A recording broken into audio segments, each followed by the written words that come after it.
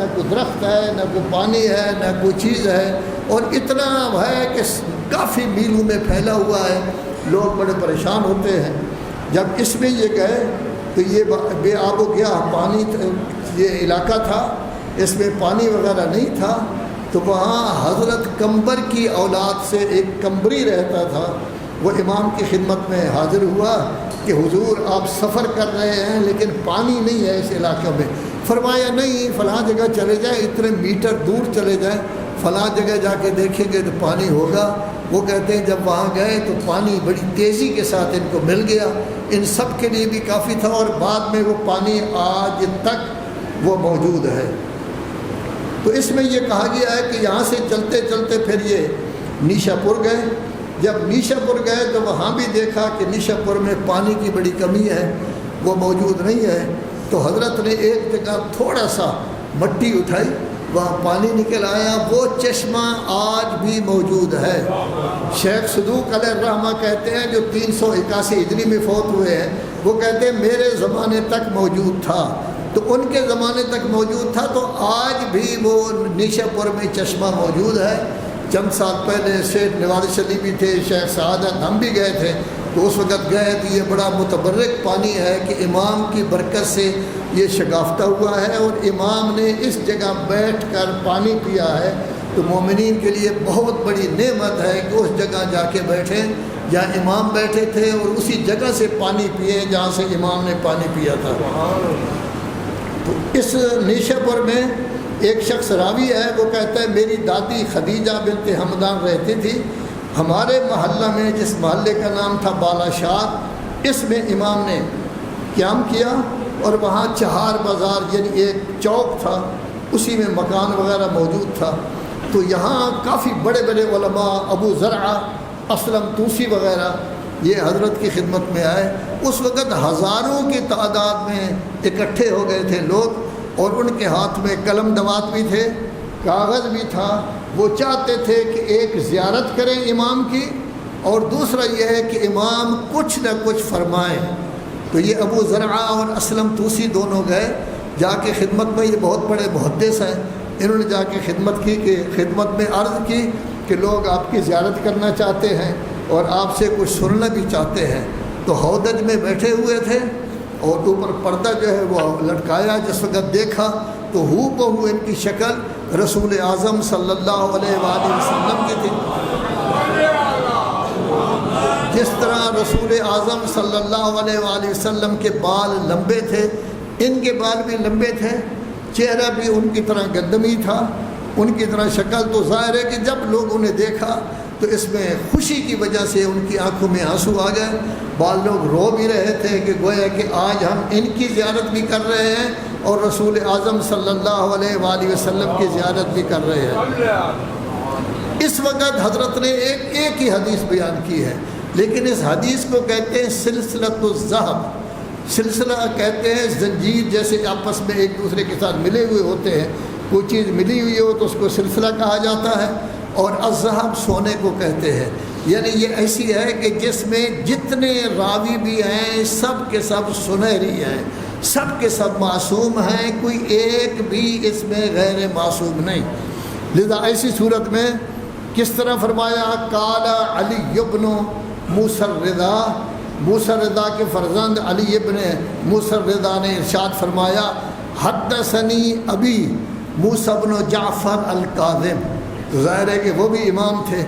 پھر کہا کہ میرے باپ موسیٰ بن جعفر کاظم کہتے تھے کہ حدثنی ابی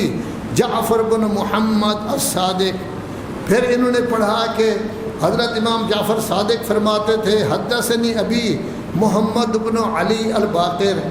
پھر فرمایا کہ محمد بن علی باقر فرما رہے ہیں حدثنی ابی علی بن الحسین زین العابدین۔ پھر فرمایا کہ علی بن الحسین زین العابدین فرما رہے ہیں حدثنی ابی حسین بن علی ابن ابی طالب شہید ارض کلاوہ کربلا۔ پھر فرمایا کہ امام حسین فرما رہے ہیں حدثنی ابی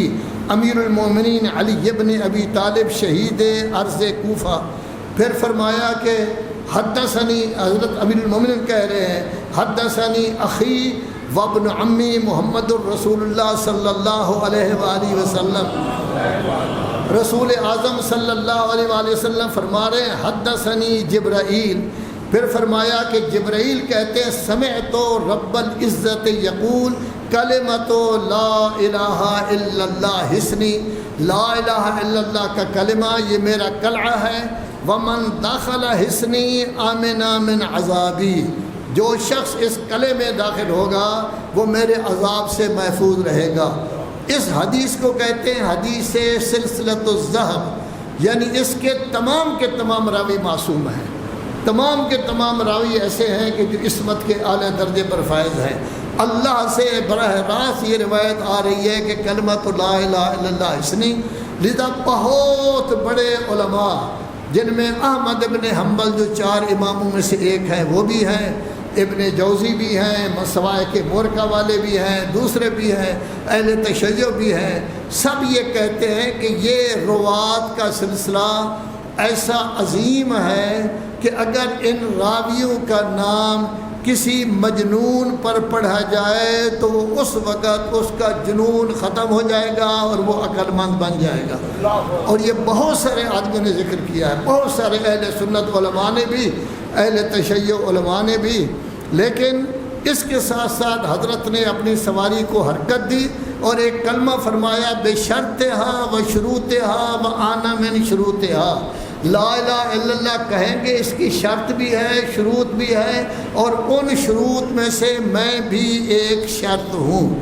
تو گویا اس کی ایک شرط محمد الرسول اللہ ہے، ایک شرط اس کے بعد علی ولی اللہ ہے، میں بھی ان شروط میں سے ایک ہوں۔ بعض اہل سنت نے اس کو ذکر نہیں کیا، لیکن ڈھیر سارے علماء اہل سنت نے بھی اس کو ذکر کیا ہے باقاعدہ بشرطہا و شروطہا و آنا من شروطہا۔ تو گویا کہ یہ سارا سب کچھ کیا۔ پھر حضرت اس کے بعد تشریف لے گئے سن آباد وہ جگہ تھی جو مرو کے قریب ہے، اور وہاں اپنی قبر کی نشاندہی کی۔ حمید ابن کہب تبا تائی کے گھر میں قیام کیا، اور پھر اس کے بعد سرخس گئے، سرخس کا شہر آج بھی موجود ہے، اور اس کے بعد مرو گئے، اور سن آباد میں یہ کہا تھا کہ جہاں ہارون الرشید کی قبر ہے اسی قبر کے ساتھ ہی میری قبر جو ہے وہ بنائی جائے گی۔ تو گویا مطلب یہ ہوا کہ امام نے صرف ایک روایت، اور وہ بھی بنیاد ہے کہ رسول اعظم صلی اللہ علیہ وآلہ وسلم کی جب بعثت ہوئی ہے تو پہلا کہا گیا تھا قولوا لا الہ الا اللہ تفلحوا، لا الہ الا اللہ کہو تو کامیاب ہو جاؤ گے۔ اب بھی حضرت گویا تقریباً اس طرح سمجھیں کہ 13 سال جو ہے وہ مکہ کے ہو گئے، اس کے بعد 202 ہجری ہو چکی ہے، 201 ہجری ہو چکی ہے، 201 سال یہ، 214 سال کے بعد پھر فرما رہے ہیں کہ لا الہ الا اللہ، اللہ فرماتا ہے میرا قلعہ ہے جو اس قلعہ میں حقیقی طور پر داخل ہو جائے گا اور اپنے ہر عمل کو میرے فرمان کے مطابق بنائے گا، تو ایسی صورت میں وہ عذاب سے محفوظ رہے گا۔ اور ساتھ ساتھ یہ بھی فرما دیا بشرطہا و شروطہا، نمازیں بھی پڑھنی پڑے گی، زکوٰۃ بھی دینی پڑے گی، روزے بھی رکھنے ہوں گے، حج بھی ہوگا، خمس بھی ہوگا، زکوٰۃ بھی ہوگی، امر بالمعروف بھی ہوگا، نہی عن المنکر بھی ہوگا، صداقت بھی ہوگی، امانت بھی ہوگی، وعدہ وفائی بھی ہوگی، اور ولایت و امامت بھی ہوگی۔ تو ولایت و امامت کو آپ مانتے ہیں، آپ کا فریضہ بنتا ہے کہ شرافت کے انداز میں، خوبصورت زبان میں، پیاری زبان میں، بڑے آرام کے ساتھ لوگوں کو بتائیں کہ ولایت بھی ہے، امامت بھی ہے، ان کے فرامین جیسے امام کہہ رہے ہیں ذکر کریں، ان کے اچھے فرامین کو جب لوگ سنیں گے تو ایسی صورت میں اتباع کریں گے۔ لیکن اگر یہ نہ ہوا تو اس میں قصوروار میں بھی ہوں گا، آپ بھی سارے قصوروار ہوں گے کہ ہم محدود ہو گئے ہیں، اپنے آپ کو محدود کر لیا ہے، کسی اور کو مجلس میں شامل ہونے ہی نہیں دیتے۔ اور دلیل ایک ہی ہے، او جی ہماری مجالس میں ایسی چیزیں ہوتی ہیں لڑائی ہو جاتی ہے۔ کیوں ہوتی ہے؟ کیوں آدمی ایسی چیزیں بیان کرتا ہے اس میں لڑائی ہوتی ہے؟ امام کے درس میں تو کمیونسٹ بھی تھے، امام کے درس میں تو ہندو بھی تھے، امام کے درس میں سکھ بھی آتے تھے، امام کے درس میں روم کے لوگ بھی آتے تھے، ترکی کے لوگ بھی آتے تھے، افریقہ کے لوگ بھی آتے تھے۔ تو آج کا مولوی امام سے بڑھ گیا ہے؟ نہیں نہیں، امام کی زبان استعمال کریں، شرافت کی زبان ہو، پیار کی زبان ہو، اچھے عنوان سے آپ بیان کریں۔ اس کا نتیجہ یہ ہوگا کہ جب ہمارے محاسن کلام کو یہ سنیں گے، خوبصورتی کو دیکھیں گے، لَتَّبَعُونَا، تو یہ لوگ ہماری پیروی کریں گے اور آپ کا حلقہ اثر بڑھتا جائے گا۔ ان احسن الحدیث وابلغ الموعظۃ کتاب اللہ۔ اعوذ باللہ من الشیطان الرجیم، بسم اللہ الرحمن الرحیم، والعصر ان الانسان لفی خسر الا الذین آمنوا وعملوا الصالحات وتواصوا بالحق وتواصوا بالصبر۔